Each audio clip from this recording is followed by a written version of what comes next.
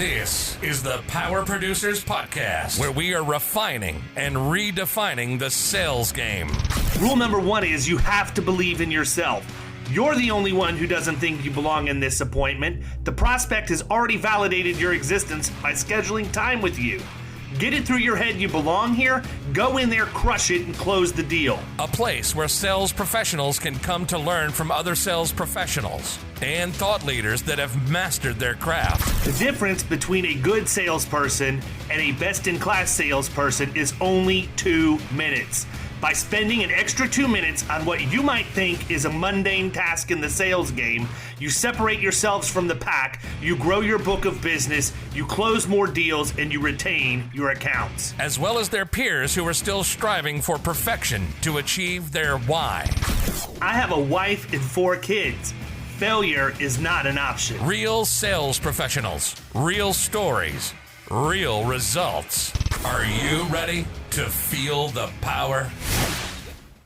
What is up, everybody? I am on leg 4 of the Grand Slam, the Monday podcast batch recording, and I have been solo all day again. Man, that sickly co-host of mine really needs to get some emergency and possibly some airborne, whatever. I feel like I don't even know the guy anymore at this point. It's been so long since he's been on here. But anyhow, I've got a great guest, one of my favorite people in the insurance industry, Mr. Patrick McBride from the Arctic tundra of Illinois, for those of us who live in Tampa. What's up, Patrick? Man, I'm sitting here thinking that my life could only be better if I wasn't in the Arctic tundra. And you remind everyone that I'm here. It snowed out over the weekend. It's bitter. I'm cold. I'm angry about it, and I won't be happy until the sun peeks back out in May or June next year. Man, telling me that it snowed, I'm like, wow, really? But then I look, it's almost December, man. So it is that time of year for sure. Yeah. I'm over it. I'm old enough. I've seen enough snow in my life. We can retire somewhere warm, and I'll be happy. You got a few suggestions? Yeah. At some point, there's going to be a massive agency of ex-agency owners down here that we form as like a conglomerate somehow and then perpetuate it for years to come because everybody wants to come south, and it only makes sense, man. Yeah, I'm in. So talk a little bit about your background before we get too ramped up. I mean, you're not, I would not say, at least what I know of your background from an insurance aspect is not overly unique. You came from a captive arrangement into independent and, saw the light and realized there was better opportunity out there, but sort of give everybody your backstory and where you came from. It's a simple story. I think I'm the one guy in the insurance industry that chose this realm though. So I worked post-military, I worked in the bicycle industry. All I wanted to do was ride bikes, race bikes, work on bikes, sell bikes. That's all I wanted to do. And I was a general manager of a really successful locally owned bicycle store in North Texas for years. And I loved it. There was nothing better about my life than showing up at work, smelling the tires hanging on the walls, wrenching on high-end stuff, racing on the weekends, and spending every dollar I could afford on parts I shouldn't have afforded. And life was good. By the way, everybody listening to this podcast just smelled the inside of a bicycle store based off of that description. Like literally, I'm like, I can smell the rubber right now. This guy's dead on the money. It has such a unique fragrance, and then you mix in the carbon and the grease. It's unique. I mean, it's absolutely, it's special. I mean, I'll walk in a store and be taken back 15, 20 years back to when I first started in the industry, and immediately I'll smile. It's nostalgic for sure. So I did that forever. I wanted to be in the bicycle world. I raced a lot. I rode a lot of bikes, and I just wanted to be around something that invoked so much passion from people.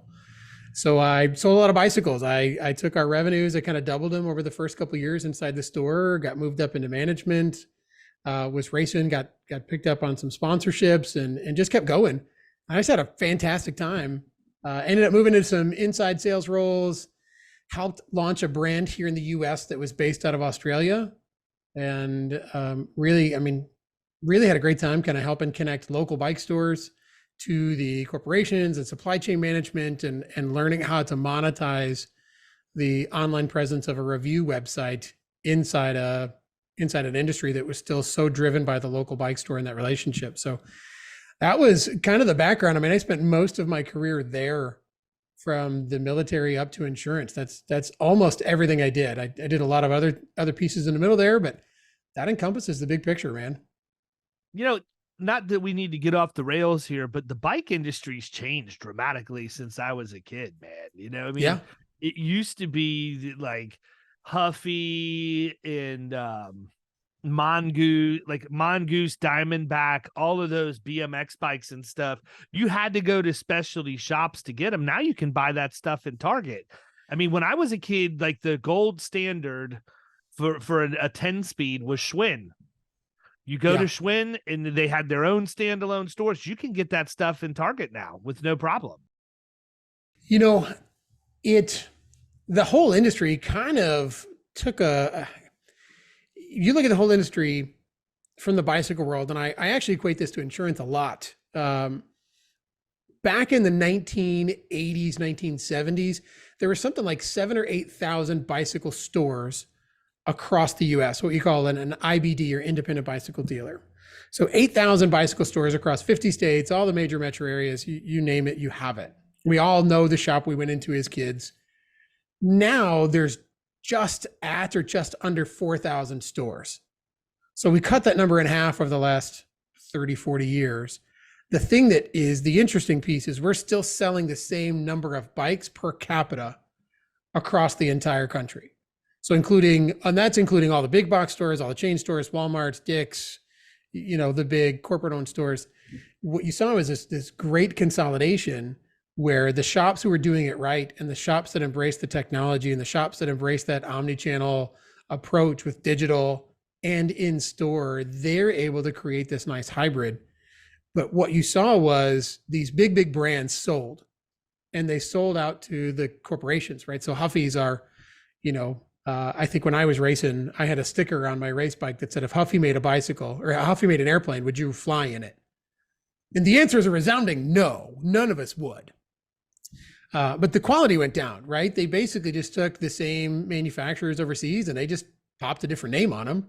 Instead of saying, you know, Murray, now it says Schwinn, where Schwinn was the big brand back in the day. Now Trek and Specialized kind of dominate that marketplace. You know, and I think it's interesting too, because I am not by any stretch like a bike aficionado, but I can see certain things. Right. And I think one of the things that really blew my mind is when I started seeing companies use plastic in like the derailleurs and stuff, man. Like, it's absolutely insane to think that something that's mission critical is now being forged from a plastic part. And I'm one of these people, like, if I am on a bike, I'm a big boy, man. I got to pedal to even make the thing move a little bit, let alone get after it. And, you know, I started getting to the point where I'd jump on the bike, I'd go to stand up and pedal down to get off. Next thing you know, the chain's slipping and I'm flying over the handlebars on it. Yeah. So, you know, cutting costs on bikes is not probably the best move, but neither's cutting costs on the agents you deal with. And literally, as you're telling me this story, I'm thinking, this is such a parallel to what we do every single day. It's crazy because there is some level of consolidation, but if you think about it, you've got those national brands that are mass produced in bulk, basically just slap a different sticker on it. It could be one of 6 different bikes. You don't know other than what the sticker says. That's kind of the same as buying insurance online, in my opinion. I don't disagree. I think you've got that big box experience. If you know what you're looking for, the vast majority of the marketplace can walk into a Dick's Sporting Goods, pick a bike off the shelf, and go home. We're talking 60, 70%, if not more, of bicycle consumers will do that, right? All of our kids, our younger brothers, our younger sisters, like everybody out there, that's what we're buying. We're not buying the name brand bicycle for our 10-year-old. They're going to outgrow it in a year and a half. So you go through that same process. There's a certain level of expectation where you can go to that box store and have that experience. And what the best independent bicycle stores out there, the IBDs out there, have done is they've taken that same experience and they've created programs where, you know what, David, I want you to bring your kid in, bring Ethan into the store. We're going to fit him on a bike. We're going to get him on the right size bike today. And when he outgrows this bike, bring it back to me. Buy the next bike from me. We'll give you half off this purchase back on the new bike. So you're not spending any more than you would have anyways. You're just delaying that purchase. You're spending $300 today instead of $125, but now you're getting that extra $125 back on the next purchase, getting that high quality, getting that customer experience, getting that. The jewelers expertise. figured that out. Yeah, the jewelers figured that out with diamonds how long ago? Yeah. Bring it back every 6 months and have us polish it, and we give you a lifetime warranty. Or we'll bring it back when you're ready to upgrade to a bigger ring, and we'll credit you back what you paid for it. We see it all the time. Yeah. It's a nice parallel. I mean, I really have enjoyed taking our agency into some of that, keeping those same pieces where there are people who are always going to want to do business with the local guy because you're the local guy. There are people who don't care that you're local. They just want the experience that you offer. And taking those two minds, I can be the right person for both of those consumers every single day. It's just a matter of what we actually present out to the customer. You want to walk in my doors and sit down and have a face-to-face conversation? You 100% can. If you never want to see me in person and you want to jump on a Zoom call, or maybe not even that, just email me, and you're in some obscure corner of a state that we cover, friggin' let's go. Yeah, and I think that's the thing, man. You know, I agree with you. I will work with the people who don't care where I'm located, but believe in the value, and also the people who want to see me and believe in the value. Who I'm not going to work with is the people who don't care where I'm at and don't care what I offer. Yep. Like, go ahead and buy from the internet if that's the point. You're not looking for a trusted advisor. You're looking for a salesperson. Right. There's your big box consumer. You don't need that guy. No, not at all. The reason we still sell the same number of bicycles across all independent bicycle stores, the reason that the same number of bikes are still sold in those stores back in the 80s as there are today, and there's half the number of stores, is because the stores figured out their value. The ones who didn't got gobbled up or just disappeared altogether. And I think that, you know, not to be an insurance prophet, right? I think we're going through that same process now. I think our colleagues out there, I think that there are agencies out there that just won't exist in 20 years because they either didn't get the picture, they didn't understand how to present their value. And if they're just the big box store, you're not going to succeed. You're not going to exist in 20 years. We don't need the same number. We don't need the number of insurance agencies every day. My office is in a town of 16,000 people. There are 17 agencies in town. You want to tell me that we need an agency for every 900 people? Like, you know, pardon my French, but shut up. No, you don't. Like, yeah, no kidding. I mean, not even close. No, that's insane. And what's probably even more amazing is how some of those agencies are still doing things exactly the same way they always have been. You know, I've said it before. I used to say it actually when I worked in big box retail, where there isn't as much flexibility. You know, when I worked with Target, we had a common practice for everything, man. It didn't matter what the operation was in the store. I promise you, there was a trifold brochure that told you and showed you exactly how to do it. And so, as is typically the case, you got all these people out there who think that they know everything, right? They know a better way. They know a better way than a Fortune 500 company that has spent millions, if not billions of dollars researching the best and most efficient way to do things. And my job at the end was to travel around and fix broken stores. Well, the easy thing for me to do was just find out what departments they weren't following the common practices in, get out the trifold brochures, educate everybody on them, say, do this and don't deviate, and we're good. But I used to tell people, you know, everybody says creativity is thinking outside the box. That's the easy part. I think real creativity is staying inside the confines of the rules you're given and figuring out a new way to do it. And that's what you have to do in the insurance industry because we're so heavily regulated in what we do. And I think that's one of the things that, you know, I respect about you the most is the fact that you can take technology that might be new, or even in some cases, maybe it's older and you're finding a new use for it, and you're building a tech stack that's going to deliver a client experience unlike all of those other agencies that are in your area. That's real creativity to me. You only have a specified geography if you look at the map relative to the radius of where you're at, even though we know digitally you don't. And then you figured out a way to do things inside the confines of those rules that your competitors just simply aren't. If we look at that, kind of going back to that bicycle industry side of things, there are shops that only want you to walk in the door. And if I'm just the agency that only wants you to walk in the door, and I'm just going to deal with the street traffic or the mini mall traffic or putting myself in some high traffic location, I'm going to get a good chunk of that market. But that's not the market I want. So how do we define what our market was? How do we define what my market expects? Who's my ideal customer? How do they want to be communicated with? And how do we make sure that we give them as close to an identical experience with our agency every single time? And that's what that technology comes in. And I don't know how many times I have said it before, but we will use our tech stack to empower the people to be who they already are, right? We'll ask a question every interview we do. We ask a question, and essentially there's only two roles in our office. You either fit inside the sales roles, or you fit inside the service or management roles, right? The service or account management roles. Now there's obviously different aspects and different deliverables that each person can have inside those roles. But the question we ask is, if I gave you $25,000 today, what kind of business would you go and start? And we're asking the question because I want to hear the motivation of what they would offer.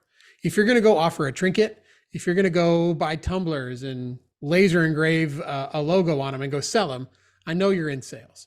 If you tell me I'm going to go offer some sort of support system or consulting service, you're not in sales anymore. Now you're talking about the needs of the customer. You're trying to meet an innate need in who your consumer is. You're not trying to sell a product. And when you answer that question, you're either going to fit or not fit, depending on the role we're hiring for. We're going to move you to offer you a different role. And we ask that question because we want people to be who people are. If I tried to stick me in our receptionist role, man, I'd be the greatest receptionist you've ever met. But by God, none of the documentation would be done. I don't dot I's, I don't cross T's, I forget about paperwork. I know it all exists, and I created a process that allows that to happen seamlessly for me. But man, I'm terrible at asking for, I need you to send me these loss reports. Like, I need you to give me X, Y, and Z document. That's what our team is set up for. And the process and the automation is set to supplement my ADHD, herd the cat's brain. Yeah, I think that's a hard thing to do though, right? So for me, ADHD obviously rings very, very true. But even when we're looking at traction and putting things in place, looking at processes and procedures, just getting me to sit still long enough to see, here are the people, here are the seats. Are the people in the right seats? And go through that whole exercise. Even something like the renewal process. One of the things we want to make sure is that we have our entire renewal process in HubSpot, right? It doesn't mean it has to be automated. It needs to be tracked though, right? We need the go get, and there's so many things that we can do around that some of it can be automated. For example, if I've got a client and we're wrapping up our first year of working with them, I know that if I am going to have to go to market, even though we typically won't, in this marketplace, we're shopping way more than we should. I know I need the historic loss runs. So I should be able to set a trigger automatically that 90 days from the renewal date, HubSpot automatically sends the email to Loss Runs Pro or to the using Loss Runs Pro to get the loss runs we're going to need to prepare for that. It should set a task to the account manager to make sure we have accurate renewal exposures if they're going to get it, or send an email with like the top 10 things we need to know, whatever it is, in a fillable form so that dumps in and then assigns a ticket to the producer that the information's there. There's a million different things that go on in that process, but sometimes sitting down and just intentionally thinking through every stage and substage of the processes inside an agency is mind-numbing. I just am not mentally capable, man. Like, I've got to have people on my team that's what they like to do to make sure that I stay on task, because otherwise I'm playing Candy Crush on my phone while they're talking in sales meeting or whatever else, because it's just not what I like to do. I'm not interested by it, but it's vitally important to the agency. So you bring up a good point, man. I have the right people around me and the systems around me, not really because of anything other than I'm weak in the areas that I'm sitting here and reinforcing. There's a lot of people out there that talk about surround yourself with people who are stronger at things than you are. Very few people are willing to do it. I am not one of those people. If I'm only good at one thing, but my company functions at 10 different things, 9 people are going to be experts in those 9 other things or some subset thereof. Otherwise, we're going to fail miserably. If that's the way you want to run it, if you're only good at the one thing, then you only need to sell the one thing, and you limit your own capacity. I wish I remember there's an analogy I heard out there about a horse, and it's a workhorse, and I think it's a German workhorse. And one of these horses can pull this extraordinary amount of weight.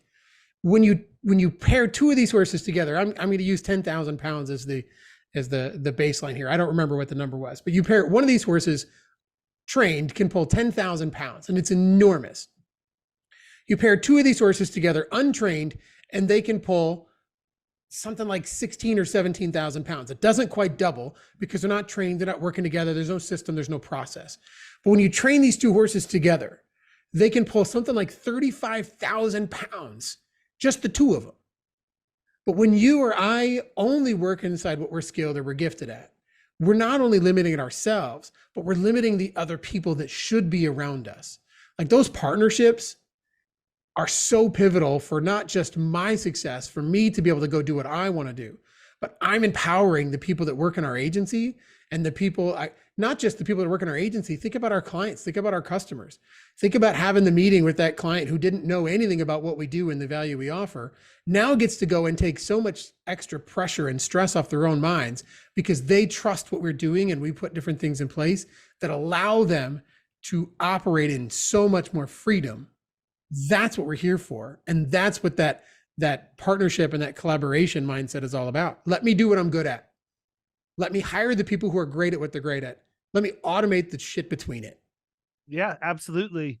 So talk a little bit about that. How did you guys go and figure out what it is you were going to do to start the automation process? How did that, I think there's a lot of agencies out there right now that struggle with this specifically because of social, right? We're in groups online. Everybody's talking about all of this cool stuff that they have.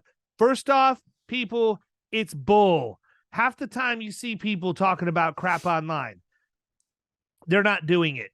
They're paying the recurring charge every month, but they're not using the product. It just makes them feel good to say, oh, I have that. Oh, we use that. No, they don't. If they did, they wouldn't be in sharing their secrets with everybody in most cases. But I think there are a lot of people out there who understand the industry shifting, and it's shifting faster than that iceberg in Antarctica that's apparently broken loose now. I don't know if you've seen that on the news or not, but there's an iceberg that's been anchored like down by Antarctica, and now they've like shown over the last 3 years it's starting to move. And it's picking up speed. I don't even know how you measure that. Whatever. It hasn't moved that much. Okay. But look for it online when we're done, because it is kind of fascinating. But they're wanting to start somewhere. They're trying to figure out, how do I get caught up? How do I keep up with the Joneses, I use a cliche there, but really that's what happens. Is there's a lot of FOMO, a lot of keeping up with the Joneses, and conferences only exacerbate the issue, because now you're around a bunch of people who want to sell you the same things that the lady or the man on stage just told you they're using, which By the way, do we ever even bother to ask qualifying questions to these people making these recommendations? Like, talk to me about your agency. What's your ideal prospect? Who's your average client? Oh, you're a life-only guy that works out of his kitchen? Why are you talking to me about this, man? You have no qualification whatsoever to advise me on what I'm doing in a middle market P&C agency. But you post the question, everybody wants to answer. So what's some really sound advice for an agency that doesn't have anything in place now that wants to start moving down the automation track? You know, the easiest piece of advice I'll ever give anybody is start small, right? You got to start on page 1. You can't jump into chapter 2 or chapter 10 and expect that you understand what's going on. Start with the smallest thing possible, whatever that is. If it's a new lead automation or if it's your onboarding automation, figure out the one thing that can happen. It doesn't have to be perfect to start with. Find the things that need to happen every single time. When you look back at your process with that new lead automation, if the way a new lead comes into your system is the same every time and you're going to communicate the same process every time, start building that out one step at a time. I think, you know, even to kind of go back, we have that FOMO because we see those things and we have these conversations, but nobody ever talks about how my tech stack didn't get to be my tech stack on day one. And we're relatively young in our independent insurance agency. We had a small sampling of what we have now. Back when we were captive, we were kind of restricted with some of that. But when we launched into independent, we knew what we wanted and we were watching some things. And I spent 6 months building everything. And I have redone it all since we did this. In 20 months, I have built our systems out twice. And I don't recommend that to anybody. But if you start small and you start with that most basic thing, when a renewal comes up, this is what happens. And that's the only automation you have. When we sell a policy, this is the information. So I'll actually take this back. Our first automation had nothing to do with emails or text messages or customer anything. I started working in a captive agency and it was just me, 800 square foot office and my desk and a phone. And I had a little laptop. So imagine how big that office space is. I'm not that big of a dude. I did not fill up that big of a space. I'm sitting there selling my heart out, doing everything I can to make sure that this agency was going to succeed. It had my name on the door. I was going to make it.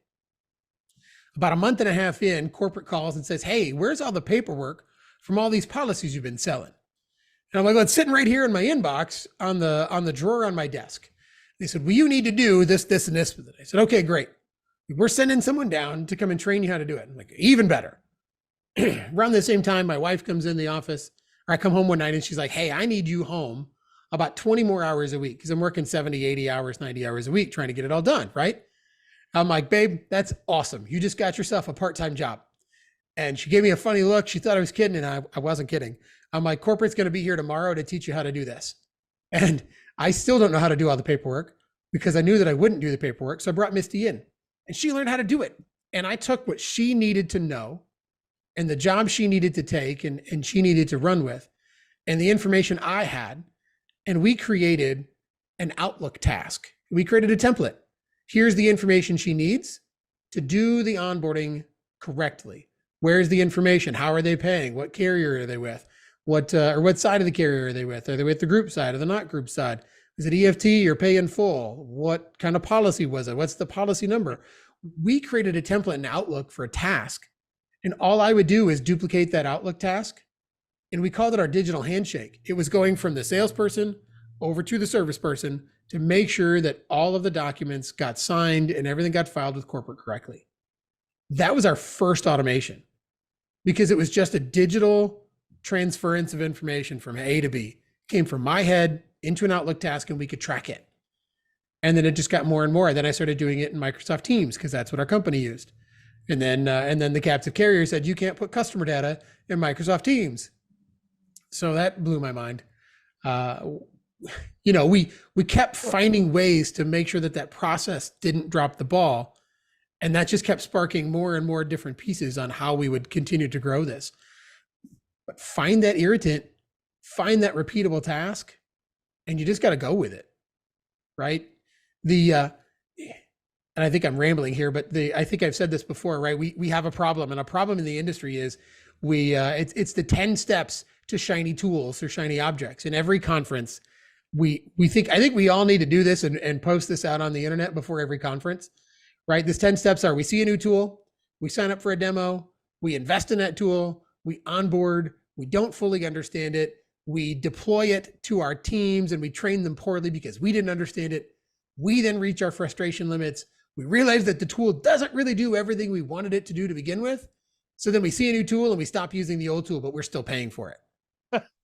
Like, that whole process happens. I can't tell you how many people I talk to every single week that are going through that exact same process with, I can't tell you how many different technologies that may or may not be right for them. They just don't know enough because they didn't take the time to see what their problem was. Well, I think part of the problem too is we talk about problems and I'm over here trying to multitask and make my deposit before the deadline today. People don't have their processes defined, so they don't even know where their problems lie. You know what I mean? Yeah. You've got to identify what your actual process means, number one, then figure out what is it that can be automated around it, and then work on the kinks from there. That comes from just not trusting the people around us. I know what I need to do, but what does my account manager need to onboard this person? What does my VE need to make sure that all the documents are done? How do we communicate the nuance of carrier A versus carrier B versus a direct bill policy versus an agency bill policy? How do we make sure that they even understand that, or allow them the opportunity to ask us the questions?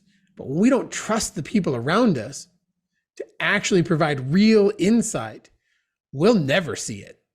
You'll never understand what that problem is unless you trust those people around you. Yeah, I agree, man. And I mean, I think part of it too comes down to the fact you got to hire people the right way. It's not just a matter of getting, it's kind of talking about traction now that you mention it, but I mean, you can't just hire people because they're the body that walks in. You've got to hire the right person. And we're so pressed for time and just the ability to get things done in a reasonable fashion. We all want work-life balance. We want everything, we want our cake. We want to eat it too. And so what happens? You end up hiring that person that comes in that's got some experience, but maybe the experience wasn't that good, or maybe it was at an agency that doesn't believe in being paper free, and now they're going to fight you every time you want something scanned. We put up with that crap, man. I think we need to define who we are as an agency, number one, and who we want to be. From there, we needed to look at what are our processes, what are the big rocks, what are the things we really got to get dialed in first.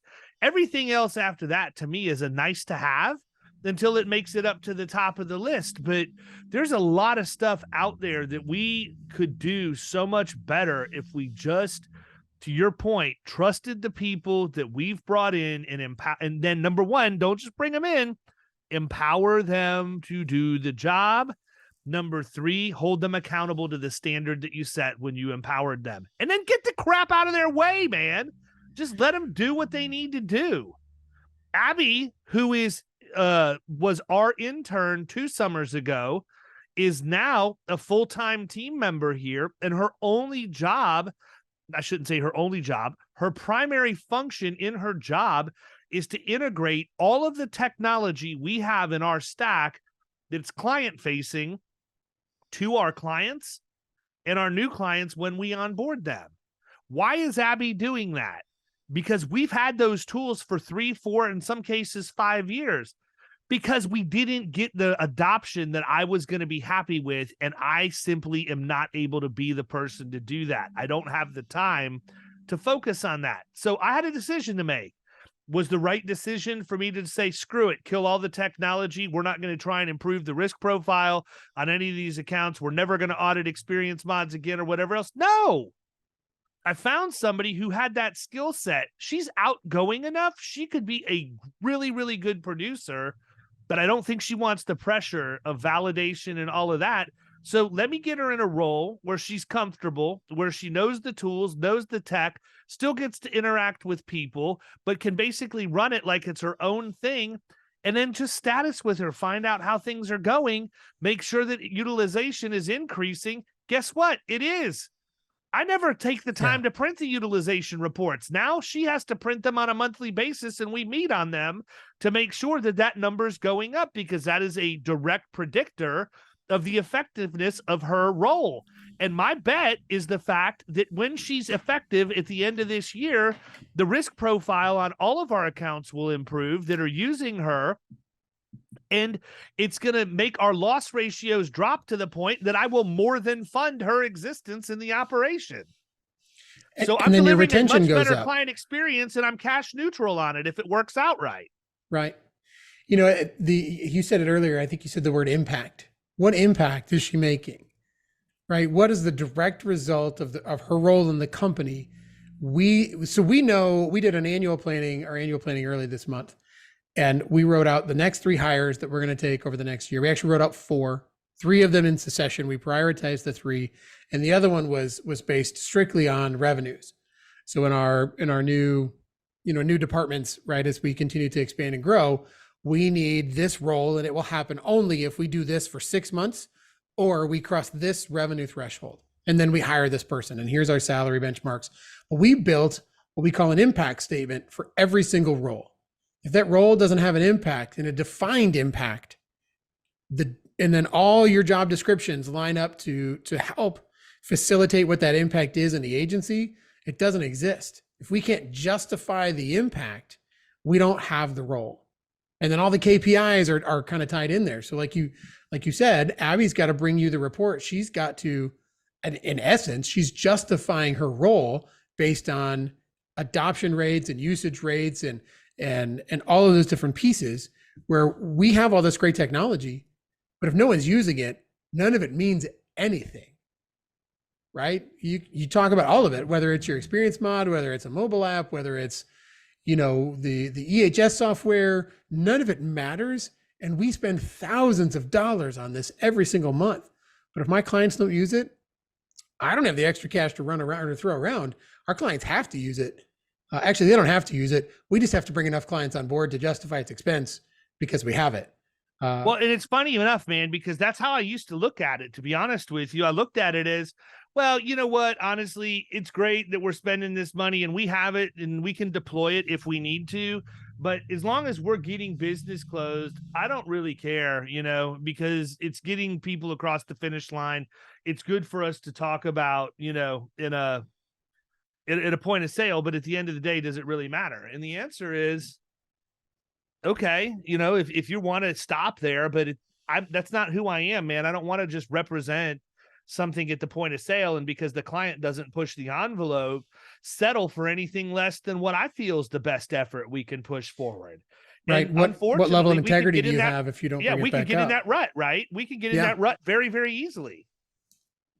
Yeah, it's when we have, I preach this to our team. Our service team is the fulfillment of the trust and the promise that we made, right? Not claim time. I mean, that's where that trust comes in. We're selling the trust on the piece of paper. But every client that says yes to our agency, doesn't matter the policy, doesn't matter the type, if they say yes to our agency for us to represent them in any way, shape, or form, there's a certain level of trust. And they've got that trust right there. We now have to deliver and continue with a consistent level of validation of our effort to that client. It's not going to be the day before renewal.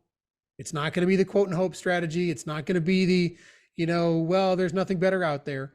Every time a client calls, every time we have an interaction, and there are only ever 4 times you talk to a client, right? Onboarding, service requests, claims, or renewal.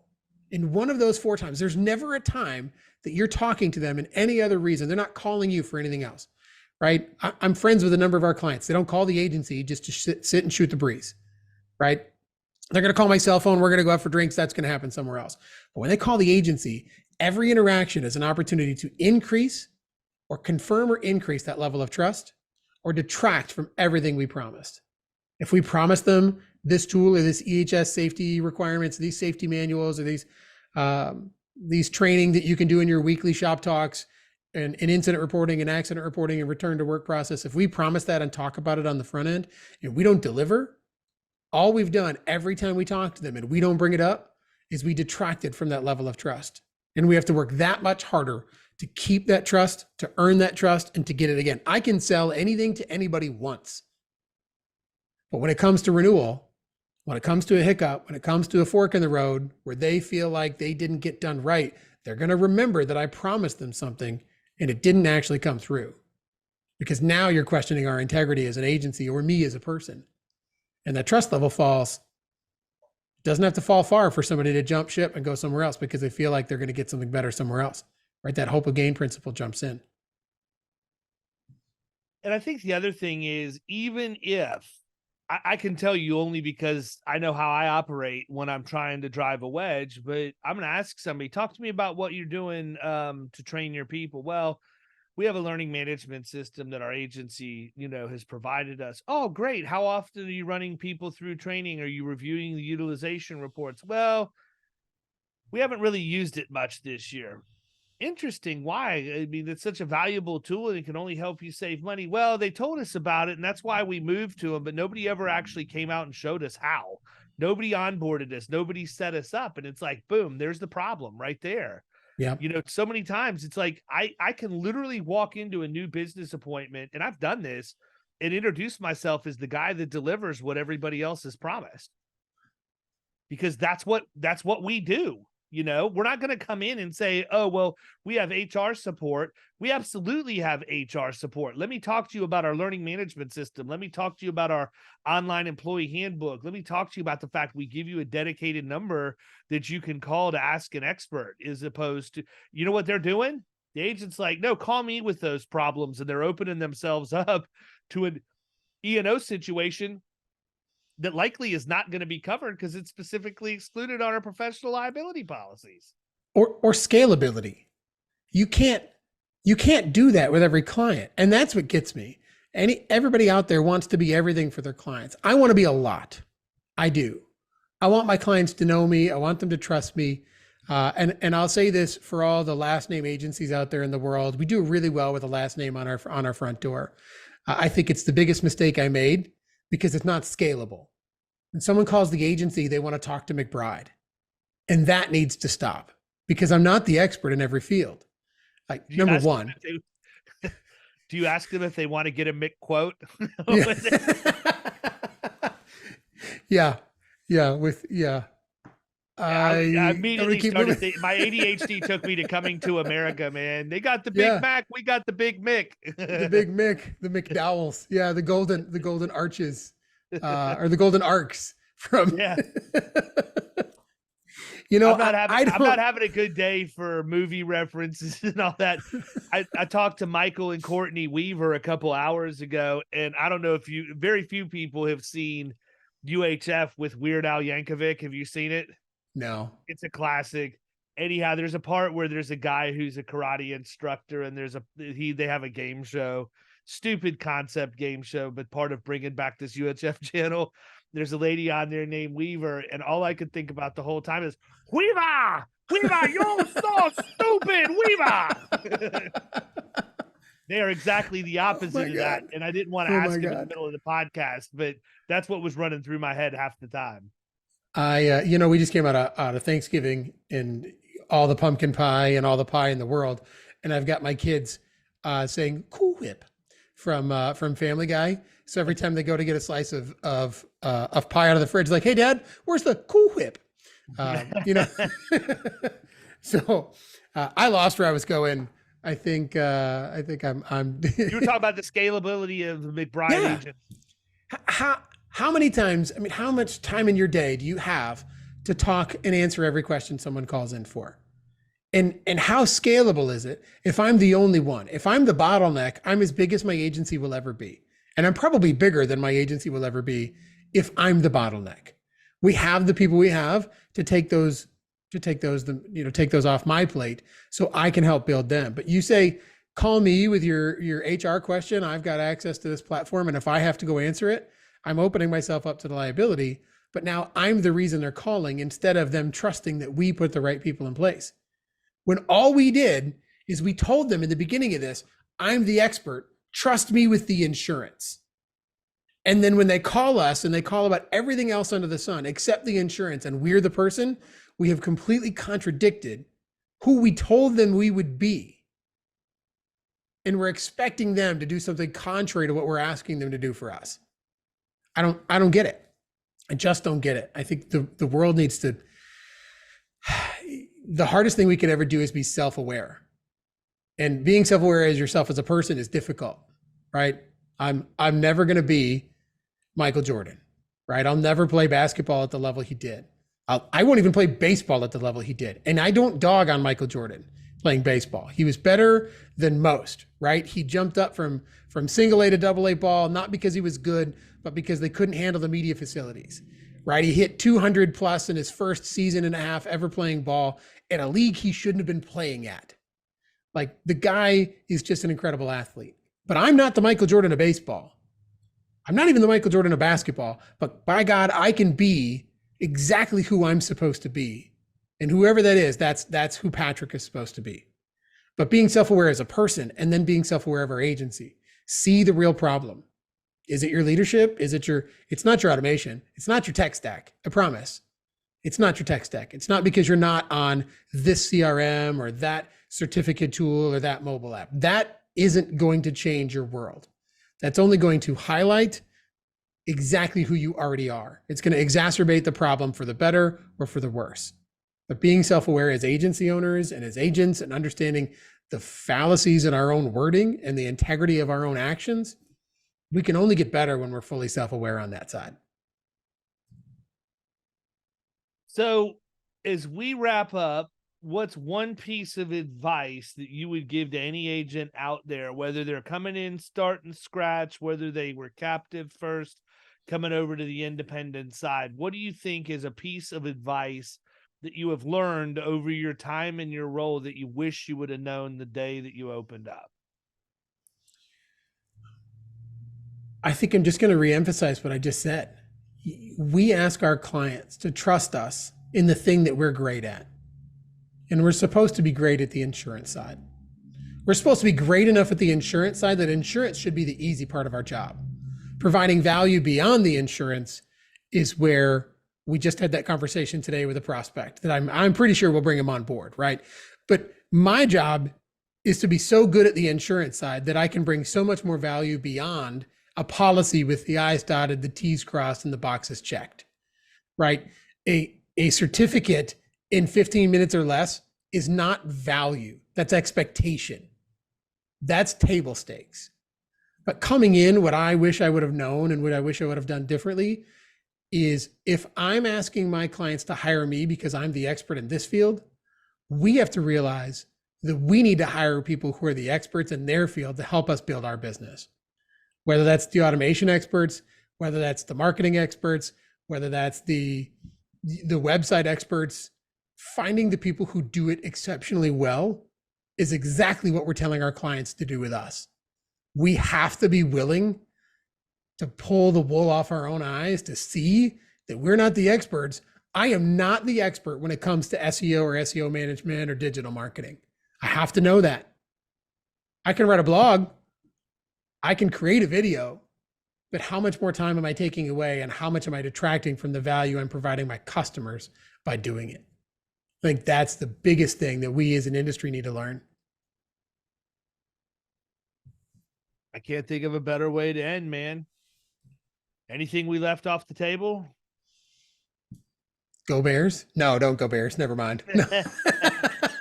We need them to keep losing, so maybe we get some draft picks and we can turn into the Browns of the 2020s. That's kind of where I'm at with the Bucks right now, man. I don't know. Anybody can make an argument Brady wasn't the difference maker wherever he played. Look at New England and look at Tampa. Yeah. Although I'd argue the coaching staff here is a little bit light, but whatever. There's 32 top jobs in the country. How many top guys are there? There's not 32. You prove every day there's not 32 top guys. Probably 5. Yeah. Right. I think there's probably an analogy there with the number of agencies. Just because there's an agency doesn't mean that they're the top. And what's the spread between the top 5 and number 6, right? What's the spread between 5 and 6? That's a question to know. How good is 5 and how good is 6, and where's that level? And honestly, there's usually a pretty massive spread between 1 and 5. Yeah. Right.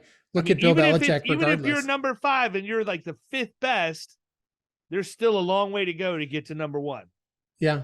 Andy Reid, and I'm not a huge football fan. I'm way more a baseball fan, but you look at Andy Reid and his track record and the 2 teams he's coached, right? The most prolific, win-loss ratio of any coach outside of maybe Bill Belichick, with the greatest quarterback of all time. I think you take away Brady, you don't have the same team. I think you see it, right? But what's the spread between 5 and 6? That's the same thing when you look at your competition in the industry. What's the difference between me and the next guy? We've got the same carriers. We've got the same overall technology usage. What's the difference between my agency and yours? Maybe not yours particularly, right? But me and the guy down the street, we'll mop the street with him all day long because of the way we deploy and how we understand, not just that we have it. Absolutely. Well, listen, man, we could go for hours, but I want to be respectful of your time. And I've got my sons are giving me the sharks circling around the outside of my office door. It's that time. So we're going to go ahead and wrap up. Where can people reach you if they want to chat more? Facebook, LinkedIn are probably the 2 easiest ways to get a hold of me, or on our website. If you just want to go to the McBrideAgency.com, I think I've got my email address kind of linked in there if you want to shoot me an email, but social is better. I'm always there. I think there's always, I mute a lot of notifications. Facebook Messenger is not one of them. So prospects and everybody kind of reach out to me there just from some of the weird stuff we post. So yeah, man, this was a pleasure. This is a dream come true. This really was. I don't know about dream come true, man, but it's awesome for our audience that you took the time to come on today. So I wanted to let you know how much I appreciate that. And there may be a little part of me that's looking forward to seeing what you look like as a cartoon too. So same. There we go. All right, my man. Well, listen, everybody else, we're going to catch you next week. Patrick, thanks again, my man. See ya. Thanks, David.